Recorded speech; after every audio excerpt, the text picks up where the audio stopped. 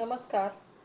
काव्ययोग काव्यसंस्था पुणे यांनी आयोजित केलेल्या महाराष्ट्राचा लाडका कवी या व्हिडिओ काव्यवाचन स्पर्धेमध्ये मी शरयू माने पुणे येथून काव्यवाचन स्पर्धेमध्ये सहभाग घेत असून माणसाच्या आयुष्यात शून्याला काय महत्त्व आहे आणि आयुष्य मोलाचं व्हावं यासाठी कधीकधी रीते पण येतं, यावं लागतं. त्या शून्याविषयी मी या कवितेत बोलणार आहे. तर माझी कविता आहे शून्य. उगाच कटकट आणि बरळणे, उगाच कटकट आणि बरळणे, वाट काढत पुन्हा तिथेच फसणे. उगाच कटकट आणि बरळणे, वाट काढत तिथेच फसणे.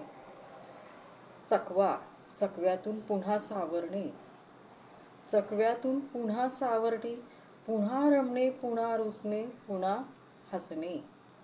पुन्हा रमणे, पुन्हा रुसणे, पुन्हा हसणे. कोणाचे कुठे कसे कधी बोलणे, कोणाचे कुठे कसे कधी बोलणे. कशात रमणे कशात फसणे, कशात रमणे कशात फसणे. कशात उरणे आणि कशात संपणे, कशात उरणे आणि कशात संपणे.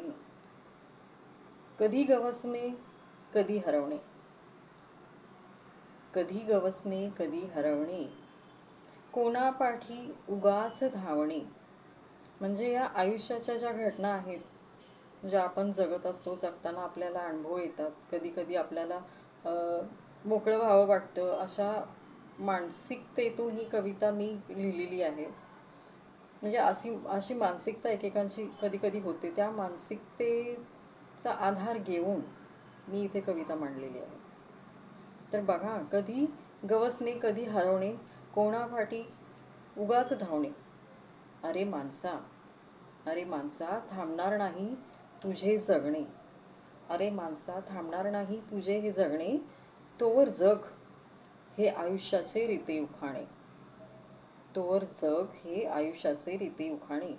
नंतर पाहू वेळ सरल्यावर किती उरले किती गेले. नंतर पाहू वेळ सरल्यावर किती उरले किती गेले. बघ जगण्यातल्या शून्याला आयुष्याने शून्यात गणले की काही अर्थही लाभले. बघ जगण्यातल्या शून्याला आयुष्याने शून्यात गणले की काही अर्थही लाभले. धन्यवाद.